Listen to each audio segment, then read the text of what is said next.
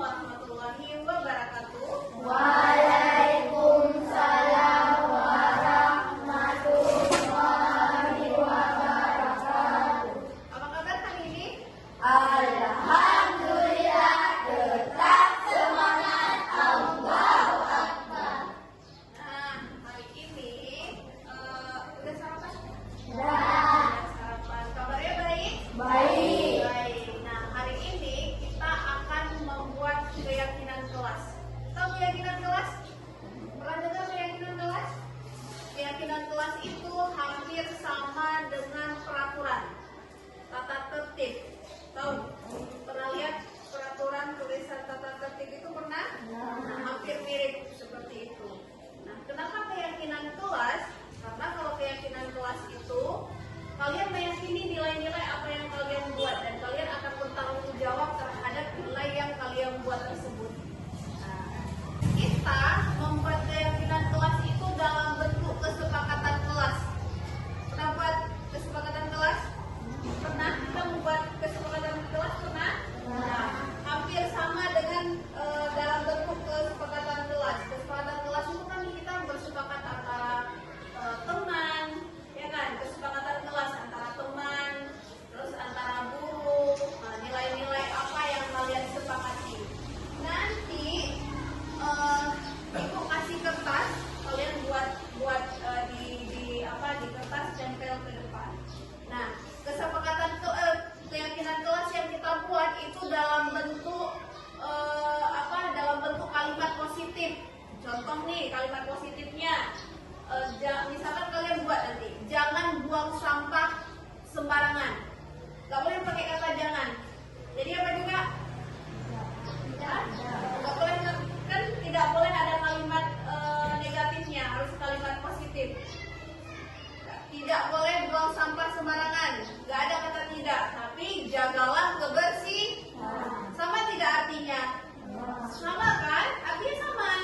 Jagalah kebersihan dengan jangan buang sampah sembarangan. Tetapi kita buatnya pakai kalimat positif.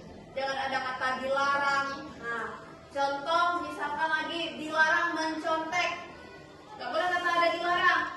Apa juga? Jujur. Ya, tidak boleh mengejek teman.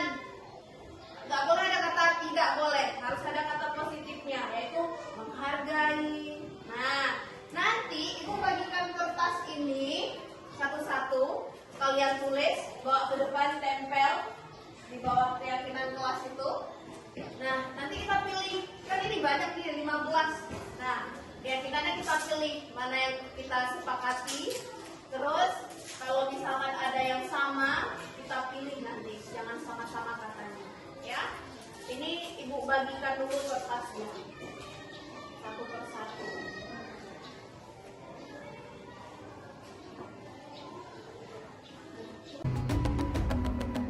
Bangun dan bukalah matamu, saatnya meraih mimpimu.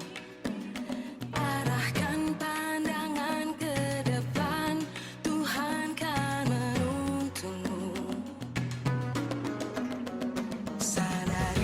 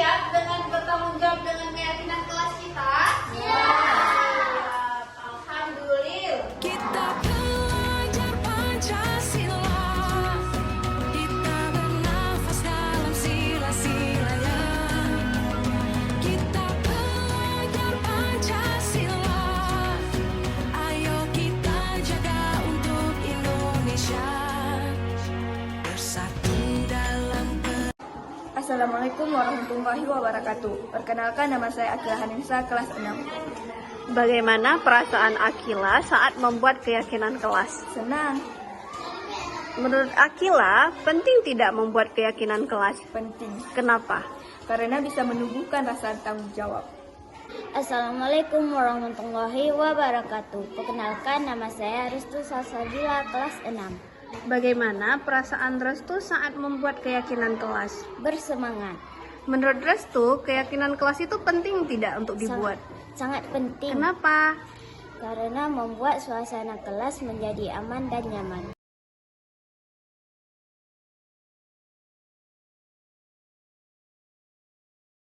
Assalamualaikum, Bu. Waalaikumsalam. Selamat pagi, Bu. Selamat pagi, Akila. Maaf, Bu, Akila terlambat. Akila, kita masuk sekolah jam 7.30. Ini baru jam 8. Kawan-kawannya sudah belajar. Yuk, ayo, mari duduk dulu, mari. Bagaimana ini Akila? Kenapa Akila datangnya terlambat? Maaf, Bu, saya telat tidur semalam sehingga bangun siangan. Baiklah. Menurut kamu, keyakinan sekolah yang mana yang perlu kamu tingkatkan? Menghargai diri sendiri, Bu. Iya, betul. Apakah Akila meyakini nilai menghargai diri sendiri tersebut? Kayak gini, Bu. Apakah Akila bersedia memperbaiki masalah keterlambatan ini? Bersedia, Bu. Bagaimana kamu memperbaiki masalah keterlambatan ini? Pertama, saya minta maaf karena saya terlambat. Kedua, saya akan tidur lebih awal supaya bangunnya tidak kesiangan. Di rumah ada tidak yang bisa membangunkan Akila supaya tidak terlambat sekolah? Ada, Bu. Siapa? Ibu saya, Bu. Ada lagi nggak siapa? Kakak saya, Bu. Bisa tidak Akila meminta tolong untuk dibangunkan supaya Akila tidak terlambat lagi, dibangunkan ibu, dibangunkan kakak, bisa tidak minta tolong? Bisa, Bu. Nah, berarti Akila akan meminta tolong sama ibu Akila, sama kakak Akila untuk membangunkan Akila supaya tidak terlambat ya.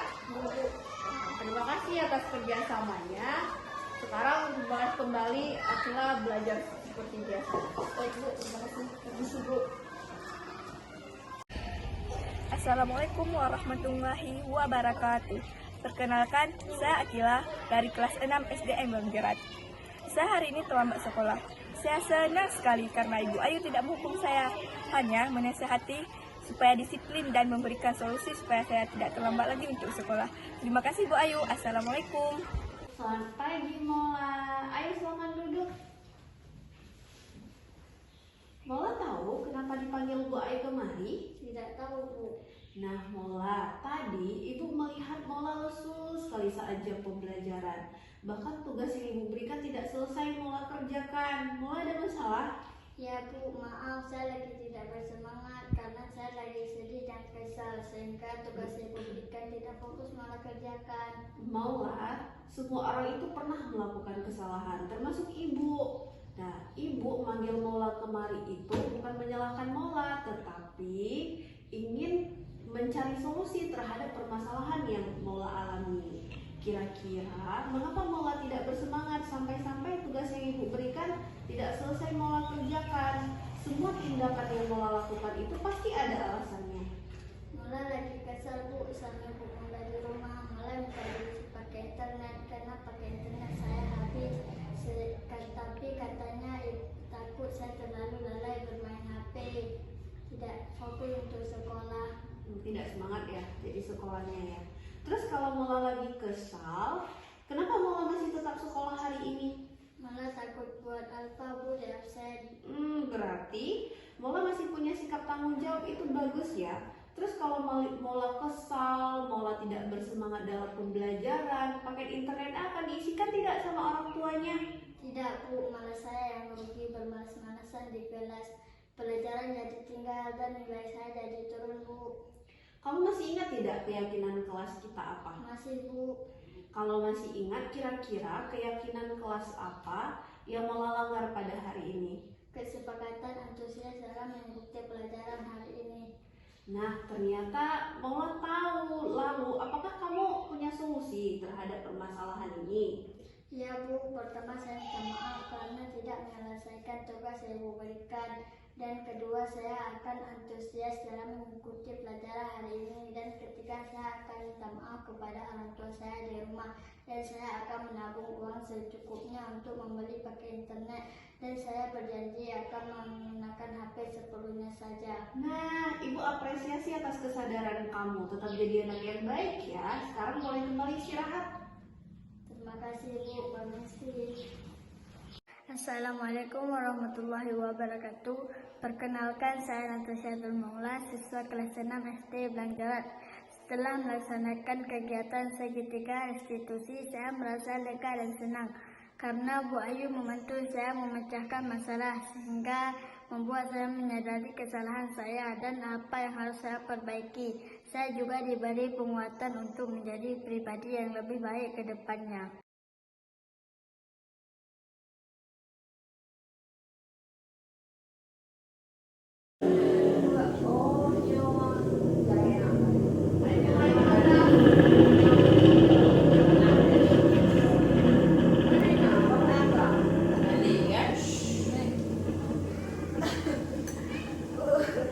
Assalamualaikum warahmatullahi wabarakatuh. Alhamdulillah, alhamdulillahirabbil alamin. Wassalatu wassalamu ala asyrafil anbiya'i wal mursalin wa ala alihi wa ashabihi ajmain. Puji syukur kita panjatkan kehadirat Allah Subhanahu wa taala yang mana oleh Allah yang telah memberikan kita kesehatan sehingga bisa beraktivitas seperti biasanya. Salat beserta salam, marilah sama-sama kita sanjungkan kemampuan Nabi besar Muhammad Sallallahu Alaihi Wasallam. Yang saya hormati Ibu Kepala Sekolah SD Negeri Blangjerat yang hadir pada hari ini, yang saya hormati Dewan Guru beserta staf SD Negeri Blangjerat. Sebelumnya, saya terima kasih atas waktunya Bu. Jam istirahatnya sudah membantu saya untuk kita berdiskusi tentang pengimbasan modul 1.4 budaya positif. Perkenalkan, sebelum kita udah kenalan ya, nama saya Sri Wahyudi, terus saya CGP Angkatan 8. Nah, modul ini di antara semua modul nih yang sudah saya pelajari, modul ini yang paling menarik, budaya positif, karena ini untuk pelimbasan budaya positif ini cara kita menghadapi anak, posisi kontrol kita selama ini ketika kita jadi guru. Kalau misalkan ada anak-anak yang bermasalah, kita posisinya sebagai apa? Penghubungkah? Kita masih menghukum anak-anak kah? Terus masih membuat rasa bersalah kah? Nanti di sini kita akan pelajari. Nah, maaf ya, saya melihat video ini. Oke. Ini penerapannya. Apakah makna budaya positif? Apa contoh penerapan positif yang telah kita terapkan? Kalau positif itu kan pastinya hal-hal yang baik ya Bu ya. Jadi sebentar lagi kita akan belajar tentang ini poin-poinnya. Ada perubahan paradigma, terus disiplin positif dan motivasi, terus ada keyakinan kelas, ada pemenuhan kebutuhan dasar, ada posisi kontrol, ada restitusi. Nanti poin-poin ini kita akan pelajari. Nah, budaya positif itu sendiri adalah sikap, nilai, kepercayaan kita dan praktik-praktik yang menciptakan lingkungan yang mendukung dan memotivasi orang untuk berkembang dan berkontribusi secara positif. Hal ini dapat dibentuk dalam keluarga kita, bisa organisasi, tempat kerja, atau komunitas. Ini contoh perilaku budaya positif, yaitu menghargai. Selama ini kita sudah menghargai orang lain mungkin ya, itu budaya positif. Terus bekerja sama, menghormati perbedaan, berpikiran terbuka, mengembangkan hubungan yang sehat, fokus pada solusi. Jadi kalau kita punya masalah, kita cari solusinya, tidak saling menyalahkan. Itu udah termasuk budaya positif, perilaku-perilakunya. Nah, paradigma perubahan. Paradigma itu adalah cara pandang seseorang terhadap sesuatu yang mempengaruhi dalam cara kita berpikir. Nah, ini kita tahu ya, Ki Hajar Dewantara itu bapak pendidikan. Jadi ini filosofi pendidikan Ki Hajar Dewantara. Semua anak lahir dengan bakatnya masing-masing. Anak-anak kita unik kan, nggak ada yang sama Bu. anak-anak kita berbeda-beda bakatnya, karakternya. Kita bisa lihat kalau anak kita sama kan enak kali ya ngaturnya gitu. Terus tugas guru menuntun, kita hanya membimbing bakatnya. Terus yang ketiga, guru ibarat petani atau tukang kebun, murid ibarat biji jagung. Maksudnya gini, kita petani, kita menanam biji jagungnya di tempat yang subur, terus kita siram, kita kasih pupuk. Walaupun biji jagungnya bukan biji jagung yang berkualitas nih, biji jagungnya nggak bagus nih. Kalau kita pupuk dengan baik, pasti dia akan tumbuh dengan bagus. Tapi kalau misalkan kita tanamnya sebagai petani, kita tanamnya di tempat yang gersang, yang tempat nggak bagus, nggak kita rawat, biji jagung walaupun yang berkualitas dia akan tumbuh dengan baik. Sama juga dengan anak-anak. Terus budi pekerti itu seperti akhlak, sopan santun, seperti itu, cara dia bersikap, kodrat alam dan kodrat zaman. Mendidik anak itu harus mengikuti kodrat alam itu sesuai dengan lingkungannya, gitu. Terus yang kedua kodrat zaman itu mengikuti zaman. Misalkan sekarang kita lagi IKM, implementasi kurikulum merdeka. Jadi kita belajar perkembangan zamannya. Terus sekarang lagi zamannya zaman teknologi, gitu. Jadi pembelajarannya ngikutin zaman. Berpihak pada murid itu artinya kita melayani murid kita dengan baik, tidak memaksakan. Jangan mematokkan keberhasilan itu. Contoh nih, kita KKM kita 70. Terus kita patokkan anak kita berhasil atau enggaknya dia harus tuntas dengan 70 gitu. Itu tidak boleh. Maksudnya kita layani anak-anak kita sesuai dengan kebutuhannya, tidak boleh kita paksakan. Terus ini paradigma budaya positif di sekolah sangat penting karena memiliki dampak yang besar pada kesejahteraan dan kinerja siswa kita. Ada guru, kinerja guru juga saling menghormati, otomatis kita akan baik-baik aja gitu, bekerja sama dalam segala hal.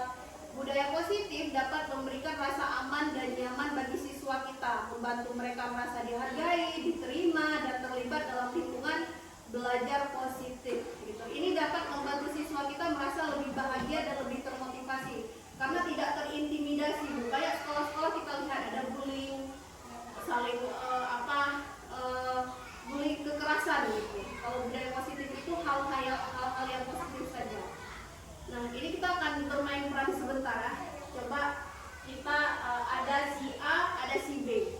Anda dan teman Anda akan melakukan kegiatan cobalah buka. Nanti si A-nya akan menuliskan sesuatu yang berharga di tangannya. Si B-nya itu akan membujuk kawannya, untuk membuka tangannya sesuatu yang berharga. Kira-kira si A ini memberikan atau tidak? Cara dengan dia membujuk boleh, mengintimidasi boleh, menggoda boleh, kasih imbalan boleh. Coba nih Bu Ainun dulu ya. Coba Bu Ainun tulis yang menurut Bu Ainun tuh sesuatu yang berharga kali. Coba. Tapi jangan tahu Bu Emi jadi si B nanti ya. Coba tulis aja nggak apa-apa. Sesuatu yang berharga menurut Bu Ainun. Nanti Bu Eminya rayu Bu Ainunnya ya. Bu Ainun gitu. Mau lihat lah yang di tangan Bu Ainun tuh apa? Boleh nggak kita pakai sama-sama? Bisa gitu. Jadi kita lihat Bu Ainunnya ngasih atau enggak kayak gitu. Coba. Kita akan belajar teori. Boleh kasih uang lah gitu. Coba. Nah, Bu Ainun genggam dengan kuat. Boleh di sini boleh Bu Ainun. Ayo maju Bu Ainun. Nah. Pegang yang kuat. Bu Ainun. Ya. Bu Emi ya, coba rayu. Coba rayu, boleh maju juga boleh. Maju ya. Maju lah. Bu Emi sini. Coba rayu. Boleh mau. Coba saya lihat. Saya kasih uang. Enggak. 10.000 enggak mau.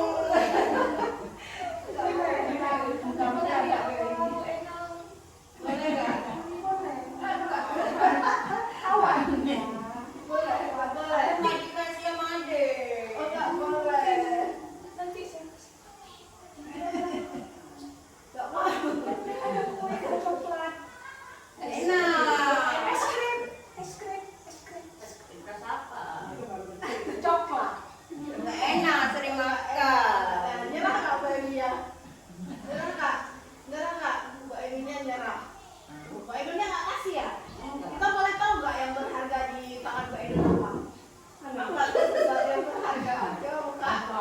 Mbak Eno tuh berharga kan boleh ya, beda-beda orang ya. Apa? Benda kata Mbak Eno. Kalau Mbak Eno tuh berharga kenapa? Ya. Nggak bisa beli yang lain. Oh nggak bisa beli yang lain. Terus kenapa Mbak Eno nggak kasih? Rahasia. Itu berharga ya, nggak mau bagi-bagi ya. Nah coba duduk balik. Makasih Bu ya, makasih Bu Eno. Nah itu yang namanya teori kontrol. Yang bisa mengontrol diri kita tuh siapa? Diri kita sendiri. Bisa nggak dikontrol Mbak Eni dan Bu Enu? Nggak bisa. Itu namanya teori kontrol. Nah, ini stimulus responnya ya. Stimulus respon ini adalah reaksi. Nah, realitas kebutuhan kita sama. Teori kontrol itu kebutuhan kita berbeda. Kan kebutuhan kita nggak ada yang sama ya, berbeda-beda setiap manusia. Terus semua orang melihat hal yang sama. Setiap orang itu memiliki gambaran berbeda. Nggak mungkin kita lihat gambaran yang sama gitu, pasti berbeda. Terus kita mencoba mengubah orang berpandangan dengan kita, bisa nggak? Teori kontrolnya hanya kita yang berusaha memiliki pandangan orang lain terhadap dunia. Gitu. Kita nggak bisa orang nggak bisa mengubah pandangan kita nih. Perilaku buruk dilihat sebagai suatu kesalahan. Nah, teori kontrolnya semua perilaku itu memiliki tujuan. Kan orang punya tujuan, kenapa dia melakukan hal itu? Terus orang lain bisa mengontrol saya, bisa nggak dikontrol? Bu Eno tadi bisa nggak dikontrol Bu Eni? Nggak bisa, hanya Anda yang bisa mengontrol diri. Misalkan tadi Bu Eni ngasih, kan dia yang bilang bahwa oh saya akan kasih gitu. Ini saya nggak mau kasih gitu. Ini sesuatu yang berharga, kan diri sendiri. Saya bisa mengontrol orang lain nih. Anda tidak bisa mengontrol orang lain. Mbak Eni tadi bisa mengontrol Mbak Eni? Nggak bisa itu memberikan, nggak bisa ya. Dia tergantung diri sendiri. Jadi saya nggak mau kasih nih, gitu. Itu kontrol diri sendiri. Ya. Nah ini yang namanya disiplin positif yang harus kita terapkan di sekolah. Makna disiplin. Kita ketika mendengar kata disiplin, apa yang terbayang di benak kita? Disiplin itu sebenarnya seperti apa yang kita bayangkan? Arti sebenarnya disiplin itu dalam bahasa Latin ya, disiplin itu belajar. Nih, kebanyakan orang akan menghubungkan kata disiplin dengan tata tertib, teratur, kepatuhan. Ini kamu datangnya terlambat nih, nggak disiplin nih. Nah, jadinya kata disiplin itu seakan-akan dimaknai seseorang itu ketidaknyamanan gitu, sebagai hukuman. Padahal disiplin itu bukan seperti itu. Nah, yang makna disiplin positif itu gini Bu, contohnya ya, disiplin positif. Kenapa kita harus menerapkan disiplin positif di kelas? Contoh anak-anak nih, kita lagi ngajar, kita kasih pelajaran. Terus ada anak-anak yang melamun kan, sering nggak gitu? Melamun gitu. Nah, yang namanya disiplin positif kita jangan langsung kasih hukuman. Nih kamu capek Bu ngajar nih, kenapa nggak lihat? Maju ke depan, kerjakan soal nomor 1. Nah, itu bukan disiplin positif. Tapi disiplin positif itu kita mengalihkan pandangan dia dengan cara kita tanpa memberikan hukuman. Contoh dia lagi melamun, kita panggil namanya, jadi teralihkan pandangan dia, jadi perhatian. Itu namanya disiplin positif. Maksudnya disiplin positif itu tanpa memberikan ancaman. Itu juga misalkan ibu-ibu nih punya anak di rumah, terus kita mengajarkan kepada anak kita tentang kata maaf, tolong, terima kasih. Nah, jangan selalu dikontrol anaknya untuk yang misalkan dia mau minta sesuatu ke kita, jangan diarahkan terus. Bilang tolong. Nah, itu nggak tertanam di diri dia. Coba kalau kita udah bilang minta tolong, udah kita ajarin sekali 2 kali, kalau dia minta sesuatu nggak bilang tolong, diamkan aja dulu. Nanti dia akan berubah dengan sendirinya. Itu diri dia sendiri. Gitu. Jangan kita arahkan selalu. Itu makna kata disiplin. Ini nggak apa ya? Ini nilai-nilai kebijakan universal. Kenapa ya? Ini Bu, nilai-nilai yang kebajikan yang ingin dicapai oleh setiap anak Indonesia. Kita tahu ya profil pelajar Pancasila, kita lagi belajar IKM sekarang. Nilai yang harus dicapai anak-anak itu yang pertama beriman, bertakwa kepada Tuhan Yang Maha Esa, dan berakhlak mulia. Terus mandiri, habis itu bernalar kritis, berkebinekaan global. Habis itu ada bergotong royong dan kreatif. Itu nilai-nilai yang harus kita terapkan ke anak-anak kita. Nah, ini ada teori motivasi perilaku manusia. Ada motivasi dari eksternal itu dari luar. Kalau internal itu dari dalam. Ini yang pertama contoh. Untuk menghindari ketidaknyamanan atau hukuman,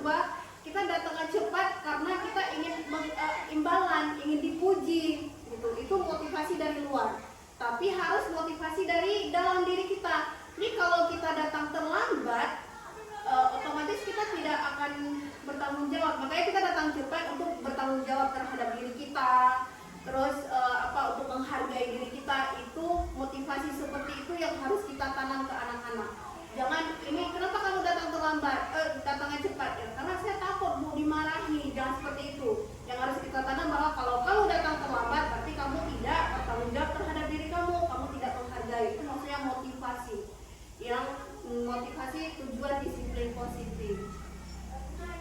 Terus kita lanjut ya, dihukum oleh penghargaan. Pernah dengar nggak Bu? Saya baru belajar di materi ini. Dihukum oleh penghargaan, ternyata penghargaan itu hukuman bagi anak-anak. Nah, kurikulum 2013 itu ada pelajaran di rapot, apa bedanya? Di rapot apa bedanya Bu? Kurikulum 2013. Di rapot nggak ada apa? Iya, nggak ada ranking. Nah, sebenarnya kita nggak boleh kasih lagi penghargaan ke anak-anak, nggak ada ranking kan? Cuman kita sendiri kadang-kadang yang kasih ranking, kasih piala nih buat anak-anak. Ternyata penghargaan itu sebuah hukuman bagi anak-anak. Kenapa? Ini ada penjelasannya. Ini pengaruhnya jangka pendek dan panjang. Penghargaan itu menghukum, penghargaan mengurangi ketepatan, penghargaan tidak efektif, penghargaan merusak hubungan. Ini contohnya nih. Pertama, penghargaan hanya berlaku untuk seseorang melakukan sesuatu hanya dalam jangka pendek saja. Jika kita menggunakan penghargaan lagi dan lagi, maka orang tersebut akan bergantung pada penghargaan yang diberikan serta kehilangan motivasi dari dalam. Contoh, saya guru kelas 6 nih. Setiap apapun yang anak-anak lakukan, saya kasih penghargaan. Besoknya, Bu Mandari masuk ke kelas Ayu, nggak kasih penghargaan. Anaknya jadi malas. Gara-gara Bu Mandari nggak kasih penghargaan, Bu Ayunya kasih gitu. Itu motivasi dari dalamnya bergantung dengan penghargaan. Terus yang kedua, penghargaannya dikatakan tidak efektif jika seseorang mengharapkan suatu penghargaan dan tidak mendapatkannya, maka orang tersebut akan kecewa dan berkecil hati. Kemungkinan ia tidak akan berusaha sekeras sebelumnya. Contoh, anak-anak kita belajar nih, rajin, dia biar dapat piala nih di waktu bagi rapot. Udah belajar sekeras mungkin, menurut dia udah belajar sekeras mungkin. Tiba bagi rapot dia nggak dapat ininya, dia kecewa, berkecil hati. Kedepannya dia malas belajar gitu. Kemarin udah berusaha sekeras mungkin juga nggak dapat. Gitu. Sama juga kayak kita ya, ikut ujian. Tahun ini kita ikut ujian nih, dia udah belajar serius. Tiba pengumuman nggak lulus. Jadi buka lagi tahun depan, malas ikut. Kemarin udah serius gitu ya. Cuman anak-anak tuh lebih ke penghargaannya. Gitu. Terus ada lagi penghargaan itu dikatakan merusak hubungan. Contohnya, jika seorang diberi penghargaan atau dipuji di depan orang banyak, maka yang lain akan ngerasa iri di kelas. Contoh, mungkin saja sebagian dari mereka akan tidak menyukai orang yang diberikan penghargaan tersebut. Pernah Bu nemuin anak yang itu? Pernah ya. Nggak mau kalah lagi, iri gitu ya. Terus jika di dalam kelas seorang guru memberikan penghargaan pada muridnya, besar kemungkinan murid-murid ini termotivasi hanya ingin menyenangkan kita aja dan gurunya senang gitu. Penghargaan juga menciptakan persaingan di dalam kelas, bersaing dia, sementara persaingan menciptakan kecemasan. Nah, ini coba ibu-ibu kita lihat ya, kira-kira nih coba dilihat nanti jawabannya benar atau salah. Yang pertama, mencatat 100 kali dalam buku kalimatnya, saya tidak akan terlambat lagi. Ini contoh anaknya terlambat, kita suruh anaknya untuk mencatat di kertas. Menurut ibu itu hukuman atau konsekuensi? Coba bentar lagi ada jawabannya, kira-kira benarnya berapa? Hukuman atau konsekuensi? Ini jawabnya hukuman. Hukuman juga. Kita lanjut ya. Lari mengelilingi lapangan basket 2 kali karena terlambat hadir di sekolah. Hukuman atau konsekuensi? Atau konsekuensi yang harus dia tanggung karena dia udah terlambat. Itu hukuman atau konsekuensi Bu? Mbak Dari? Hukuman. Murid diminta untuk push up 15 kali karena tidak menggunakan masker. Ini kayak masa COVID ya. Yang nggak masker nih, ya kita suruh push up karena dia nggak pakai masker. Itu konsekuensi atau hukuman? Hukuman. Konsekuensi, ini konsekuensi yang harus dia terima gitu ya. Karena dia nggak pakai masker, dia harus push up. Gitu. Itu konsekuensi yang harus dia terima. Kita lanjut kita lihat jawabannya. Menggantikan kertas teman yang telah dicoret-coret. Dan coret-coret nih, kamu harus ganti kertasnya. Itu konsekuensi atau hukuman bagi dia? Konsekuensi yang harus dia tanggung. Lanjut, membersihkan tumpah air di meja tulis karena tersenggol pada saat belajar. Hukuman atau konsekuensi? meminta murid tidak mengenakan sepatu seharian di sekolah karena tidak mengenakan sepatu hitam. Hukuman. Hukuman? Hukuman. Hukuman atau kasih hukuman ya? Jawabannya kita lihat nih. Benar atau salah? Nah, kan Ada yang salah nggak? konsekuensi cuma dua. Iya. Dia udah tumpahin air nih, konsekuensi dia lah harus ngelap gitu. Dia harus tahu tanggung jawab dia gitu. Tapi kalau apa yang lain itu hukuman ya. Kita lihat perbedaannya hukuman dengan konsekuensi itu apa. Nampak nggak Bu? Nggak nampak ya. Jadi baca aja ya. Ini yang pertama, kalau hukuman itu sesuatu yang menyakitkan harus terjadi. Kayak tadi kita suruh keliling-keliling kan menyakiti dia, harus terjadi. Kalau konsekuensi itu sesuatu yang harus terjadi memang karena dia udah melupakan ya harus dia bersihkan, bertanggung jawab.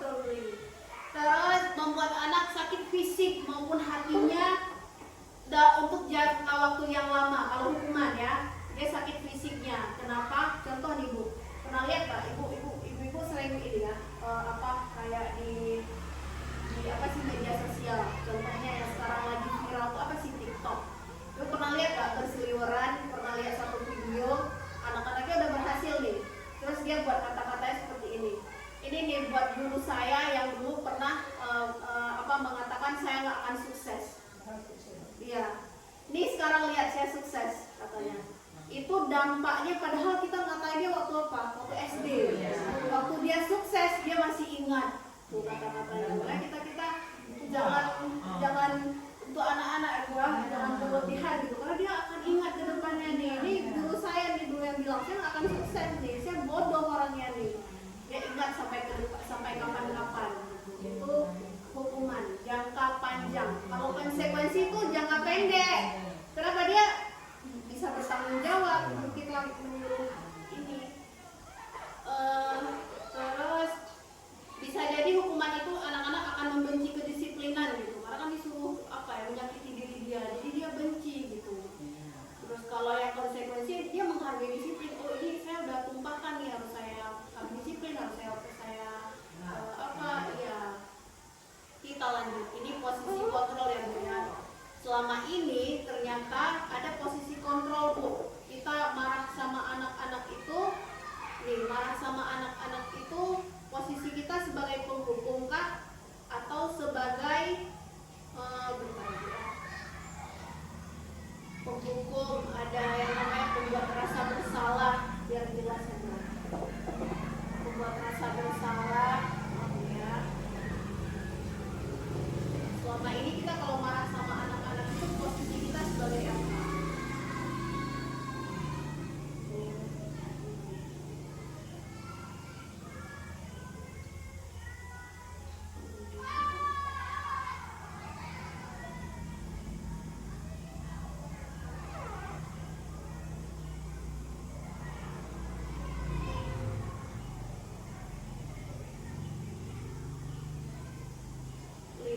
Posisi kontrol. Ini contohnya. Ini contoh. Apa nggak Bu? Kenapa ya? Ini fokus begini. Fokusnya ini.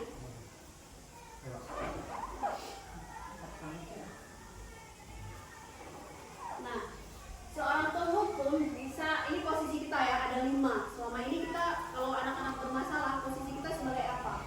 Ada penghukum, ada pembuat rasa bersalah, ada sebagai teman, ada sebagai pemantau, ada sebagai manajer.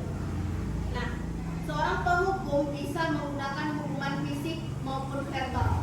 Orang-orang yang menjalankan posisi hukum senantiasa mengatakan bahwa sekolah memerlukan sistem atau alat yang dapat lebih menekan murid-murid lebih lagi. Guru-guru yang menerapkan posisi penghukum akan berkata, patuhi aturannya atau awas ya. Kita masih seperti itu nggak? Kadang-kadang atau awas ya gitu. Kamu selalu saja yang salah gitu. Terus selalu pasti kamu siapnya nih pasti yang terakhir nih, selalu kamu yang terakhir. Gitu. Itu posisi penghukum Bu. Guru seperti ini sentiasa percaya hanya ada satu cara agar pembelajaran bisa berhasil, yaitu cara kita hukum dia gitu. Penghukum, nada suaranya tinggi, bahasa tubuh mata melotot,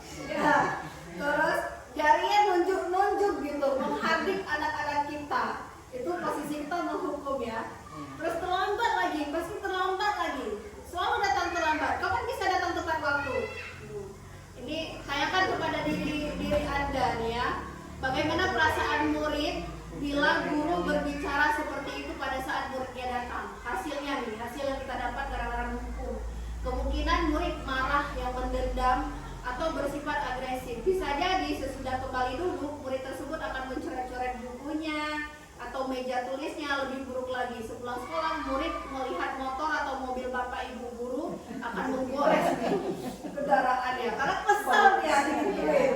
Ya, itu posisi penghukum. Terus kita lanjut. Ada posisi membuat merasa bersalah. Nih, kita buat rasa dia bersalah ketika dia melakukan kesalahan. Pada posisi ini biasanya guru akan bersuara lebih lembut. Pembuat rasa bersalah akan menggunakan keheningan yang membuat orang lain merasa tidak nyaman, bersalah atau rendah diri. Contohnya nih, ibu sangat kecewa sekali dengan kamu. Kita buat dia merasa bersalah ya. Nih, berapa kali bapak harus memberitahu kamu ya? Coba gimana coba kalau orang tua kamu tahu kamu berbuat begini, kita buat dia merasa bersalah ya. Oh iya ya, kalau orang tua pasti sedih gitu orang tuanya. Gitu. Di posisi murid akan mulai penilaian diri buruk tentang diri dia. Gitu. Pembuat merasa bersalah, nadanya memelas, halus, sedih, seakan-akan kita buat dia merasa bersalah. Gitu, ya. Terus nih, Adi contohnya, Adi, kamu ini bagaimana ya? Kamu sudah berjanji dengan ibu tidak akan terlambat lagi. Kamu kenapa ya senang sekali mengecewakan ibu? Ibu benar-benar kecewa sekali kepada kamu. Itu membuat rasa bersalah, membuat dia merasa bersalah terhadap kesalahannya. Ada juga sebagai posisi sebagai teman. Posisi kontrol sebagai teman. Nih, guru pada posisi ini tidak akan menyakiti muridnya, namun akan tetap berupaya mengontrol murid melalui persuasi. Posisi teman pada guru bisa negatif ataupun positif. Positif di sini berupa hubungan yang baik. Guru di posisi teman menggunakan hubungan baik dan humor untuk mempengaruhi seseorang, bercanda gitu. Ayolah bantulah demi bapak gitu. Ayolah kerjalah kan demi ibu gitu. Kan kita berteman gitu ya. Ayo ingat tidak bantuan bapak selama ini. Kita udah kasih bantuan ke dia terus kita ungkit gitu. Itu posisi teman. Terus nada suaranya akrab, ramah, bercanda sama anak-anak. Hasilnya murid akan merasa senang akrab dengan guru. Ini termasuk dampak yang positif. Hanya saja di sisi negatif murid menjadi tergantung pada kita. Oh, dari ibu ini kok yang bantuin kita gitu. Dia tergantung dengan kita. Bila ada masalah dia merasa mengandalkan guru tersebut. Ini posisi teman. Terus ada posisi pemantau. Nih, posisi memantau berarti mengawasi. Pada saat kita mengawasi, kita bertanggung jawab atas perilaku orang-orang yang kita awasi. Ini contoh kata-katanya. Peraturannya apa? Apa yang telah kamu lakukan? Kita menyadarkan, kita tanya permasalahan yang dilakukan. Nih, nada suaranya datar, bahasa tubuhnya yang formal, yang biasa saja. Ya. Terus, Adi, tahukah kamu jam berapa kita memulai? Gitu, itu pemantau, kita memantau dia. Gitu. Ini hasilnya adalah murid memahami konsekuensi yang harus dijalankan karena telah melanggar. Nah, kita tanya kita suruh konsekuensinya.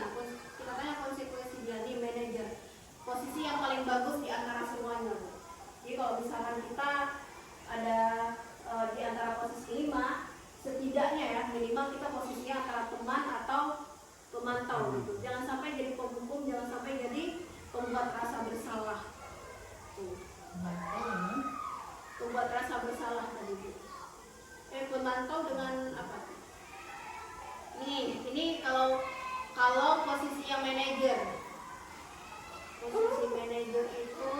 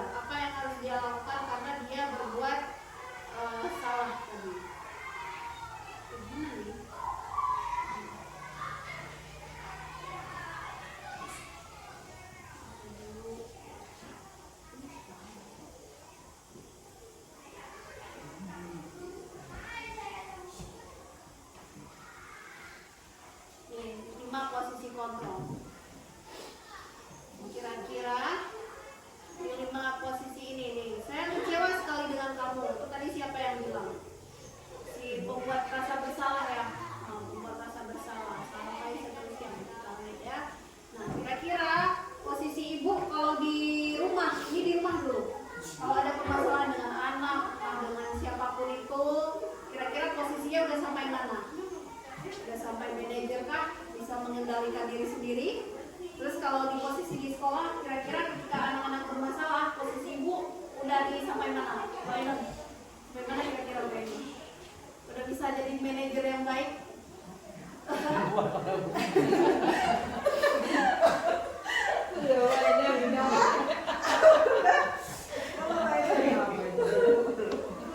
Insya Allah kita akan belajar tentang itu ya Bu ya. Saya juga baru tahu. Ternyata posisi kita itu mempengaruhi anak gitu. Gak boleh jadi cuma ini kita kamu ya gitu. Kalau kayak gitu ya. Ternyata gak boleh nih. Setidaknya bukan kalau kita minimal jadi teman atau pemantau. Tapi lebih bagusnya manajer. Jangan sampai jadi penghukum atau pembuat rasa bersalah. Dia merasa buruk sama diri dia sendiri kalau pembuat bersalah. Kalau penghukum dia akan dendam ke kita. Ya. Habis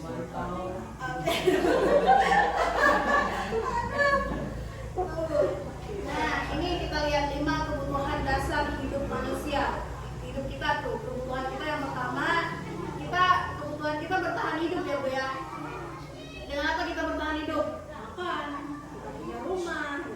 Terus kebutuhan kita butuh cinta dan kasih sayang. Dapat gak semuanya cinta kasih sayangnya? Dapat dari anak, dari orang tua dapat. Terus dapat kebebasan.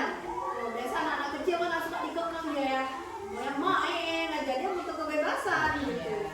Kita pun kayak gitu kan, kita nggak suka juga dikekang kan. Terlalu dikekang kita nggak suka, kita butuh bebas gitu. Terus kita butuh kesenangan, terus kita butuh kekuasaan juga. Biasanya kalau misalkan anak-anak butuh kekuasaan itu dia punya sifat bisa jadi dia punya ini rasa jadi pemimpin nanti ke depan. Dia punya ingin menguasai. Ini kita contohnya, ibu guru bilang, aku tidak boleh bersenandung sewaktu mengerjakan tugas. Katanya kelas harus tenang, tidak ada suara. Padahal aku kan suka bernyanyi, senang dan aku suka dan senang menyanyi. Kira-kira dia butuh apa? Dia butuh apa? Kebebasan. Bukan kesenangan. Dia butuh kesenangan ya. Kesenangan. Iya, dia senang bernyanyi. Terus ibu guru tidak menyapaku hari ini, padahal aku pakai penjepit baru hari ini, ya. Perhatian tahu kasih sayang, dia butuh kasih sayang kita tuh. Ini pakai yang baru biar dilirik ibu nih. Sampai sini kita nggak lirik gitu ya. Terus aku bosan, masa belajarnya cuma gitu-gitu aja, dengerin ibu guru aja. Dia butuh apa? Dia butuh apa tuh kira-kira nanti tanya? Bebas. Dia butuh kebebasan. Ada ya anak-anak kita suka kayak gitu ya. Ini kita keyakinan kelas. Nah, dulu kita belajarnya ada aturan bukan? Di kelas itu kita buat aturan. Terus berkembang jadi apa di kelas? Kesepakatan. Sekarang keyakinan kelas. Ya, pertanyaannya, nih, mengapa kita memiliki peraturan untuk penggunaan? Contoh nih, maaf, saya ulang sekali lagi. Kenapa enggak peraturan aja? Kenapa enggak harus keyakinan? Kenapa enggak peraturan aja? Kenapa harus keyakinan? Gitu. Karena kalau peraturan itu dia jangka pendek. Contoh waktu dulu kita buat aturan yang buat peraturan itu siapa? Kita yang buat kan? Kita tempel tuh, besar-besar. Anak baca aja, dilewatinnya, nggak dikerjakannya, itu jangka pendek gitu. Karena kita suruh aja ikuti peraturannya. Tetapi kalau keyakinan itu nilai-nilai yang harus dia tanamkan, contoh bertanggung jawab, gitu. Terus dia menghargai orang lain, itu harus dari diri dia. Nah, nanti ada cara kita buat keyakinan kelas. Nih, keyakinan kelas itu merupakan metode untuk menimbulkan kembali disiplin positif yang didasari oleh motivasi dari dalam. Implementasi keyakinan kelas di latar belakangi bahwa ditemukannya beberapa murid yang masih diingatkan untuk melakukan tindakan kebaikan. Kita ingatin aja, makanya harus dibuat keyakinan kelas kan. Buang sampah pada tempatnya itu aja, Pak kan? Tuh, diingatin aja. Nah, itu peraturan, tapi dia nggak ubah-ubah. Makanya harus ada yang namanya keyakinan kelas. Nih, ciri-ciri keyakinan kelas bersifat lebih abstrak daripada peraturan yang lebih rinci. Lebih abstrak itu maksudnya kata-katanya kata-kata abstrak ya, kata-kata yang semangat, kata-kata pindah seperti itu. Terus peraturan, kalau peraturan kalau lebih rinci. Contoh nih, setelah baca buku letakkan kepada tempatnya. Peraturan rinci, berarti dia baca buku dia letakkan. Kalau nilai keyakinan kan bertanggung jawab. Bertanggung jawab, kalau kita taruh bertanggung jawab, berarti dia bertanggung jawab dalam segala hal. Maksudnya kalau udah nilai bertanggung jawab dalam segala hal gitu. Kalau peraturan kan hanya itu aja, dia ambil, dia pindahkan. Terus keyakinan kelas itu berupa pernyataan yang dibuat dalam bentuk kalimat positif. Contoh nih, kita sering bilang jangan buang sampah sembarangan. Gak boleh ada kata jangan, karena kata jangan itu negatif. Tuh. Jangan mencontek, gak boleh ada kata jangan. Mencontek berarti nggak jujur. Tuh. Kalimatnya harus positif, tidak boleh ada kalimat negatif. Tuh. Maksudnya keyakinan kelas tidak dibuat dalam jumlah banyak sehingga mudah diingat. Misalnya siswa 15, nggak semua 15 bu, buat aja 15, nanti kita seleksi yang biar mudah diingat nilai-nilainya, menghormati, menghargai. Saya ada berapa yang sama-sama nanti disatukan, jadi 6 aja keyakinan kelas kita. Nggak semua murid harus memang punya, tapi kita seleksi lagi lebih sedikit. Keyakinan kelas merupakan suatu yang dapat diterapkan di lingkungan kelas tersebut sesuai dengan kebutuhan kelas tersebut. Pembuatan keyakinan kelas itu melibatkan semua warga di kelas. Dia harus mencurahkan pendapatnya. Terus keyakinan kelas itu ditinjau kembali dari waktu ke waktu. Coba lihat nih, ibu-ibu mohon lihat ke depan sebentar. Ini dua-duanya kesepakatan kelas. Kira-kira yang di sini yang merupakan kata-kata keyakinan kelas yang mana? Sebelah sini atau sebelah sana? Yang merupakan keyakinan kelas. Bapak sebelah sana. Ibu? Keyakinan. Keyakinan. Sini ya. Putih. Yang putih. Yang putih. Putih. Final? Yang putih atau yang ini? Kan keyakinan kelas itu dibuat dari kalimat kami anak-anak. Kami guru dan murid yang saling menyayangi, kami murid yang semangat belajar, kami murid yang peduli dengan teman-teman. Ini peraturan, ini keyakinan. Selalu kembalikan buku ke tempatnya, nilainya tanggung jawab, dilarang mengganggu orang lain, menghormati orang lain, hadir di kelas 15 menit aturannya. Berarti kita menghormati orang lain, berkomitmen, dilarang melakukan kekerasan, itu keselamatan. Kita lanjut ya. Apa itu restitusi? Nah, inilah hal yang harus kita lakukan ketika kita menyelesaikan masalah. Ada restitusi itu adalah proses menciptakan kondisi bagi murid untuk memperbaiki kesalahan mereka sehingga mereka bisa kembali pada kelompok mereka dengan karakter yang lebih. Ini bukan untuk menebus kesalahan. Saya langsung lanjut ke ini ya, contoh 3 restitusi ini. Yang pertama kita menstabilkan identitas, validasi tindakan yang salah, menanyakan keyakinan dia, bukan menghukum, tapi kita tanya, kalau saya buat salah, dia datang terlambat, kenapa datang terlambat? Apa solusinya yang bisa kamu kasih ke saya? Gitu. Nih,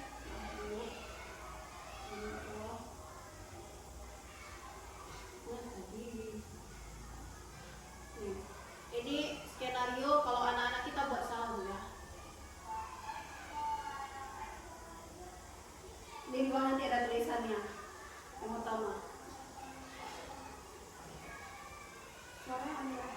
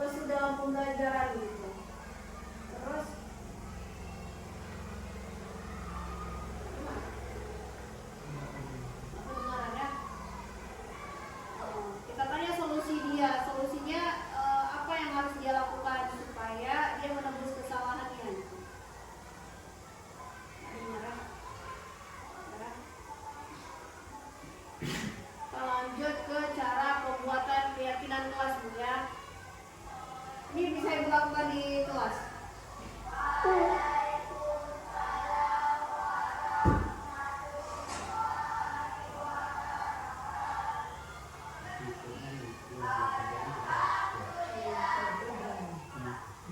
Pertama, kita kasih tahu dulu keyakinan kelas itu apa.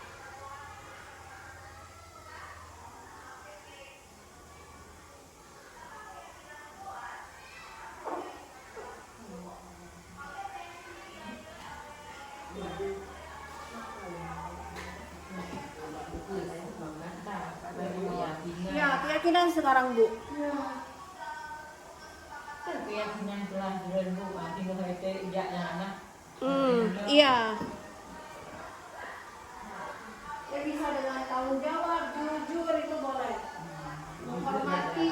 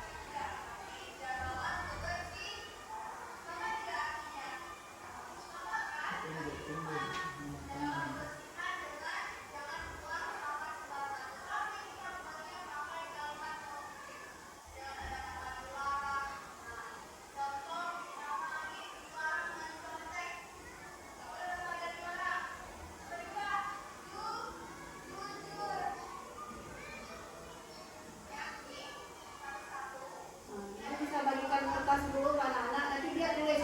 Biasanya Bu, dia nulisnya kan kalau anak-anak nggak paham, dia tetap dalam bentuk kalimat peraturan. Tidak boleh buang sampah. Nanti kita sendiri yang buat ke dalam kalimat positif. Kita pilih sama-sama, kita buat ke dalam kalimat positif. Terus baru dijadikan ke keyakinan kelas. Anak-anak kan kadang nggak paham ya. Bahasa-bahasanya pasti dilarang, jangan gitu.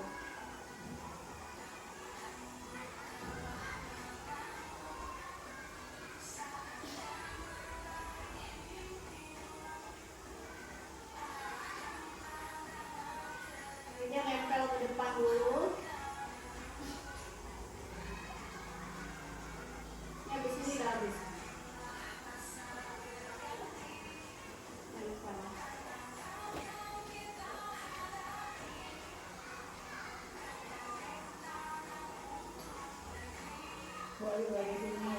Enggak? Seperti sini. Kalau nggak dicepetin Bu, lama kali. Bosan orang nontonnya.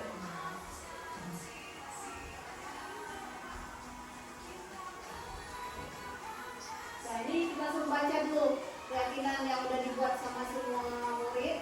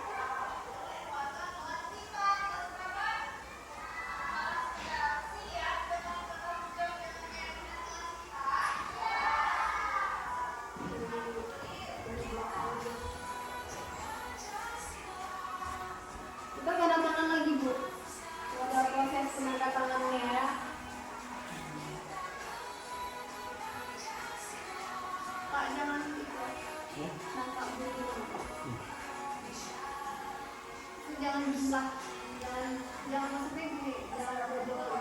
Ya. Bagaimana perasaan Akila saat membuat keyakinan kelas? Menurut Akila, penting tidak membuat keyakinan kelas. Kenapa? Assalamualaikum warahmatullahi wabarakatuh. Perkenalkan, nama saya Rizky Safira, kelas 6. Bagaimana perasaan Restu saat membuat keyakinan kelas? Bersemangat. Menurut Restu, keyakinan kelas itu penting tidak dibuat. Sangat penting Kenapa? karena membuat suasana kelas menjadi aman dan damai. Ada pertanyaannya nggak Bu dari semua ini? Ada yang ada yang mengganjal atau sudah memahami? Nanti kita bisa kolaborasi bareng-bareng. Kalau misalnya ada masih yang kurang, bisa ditanya tentang membuat keyakinan kelas. Ya. Iya. Amannya mama. Aman.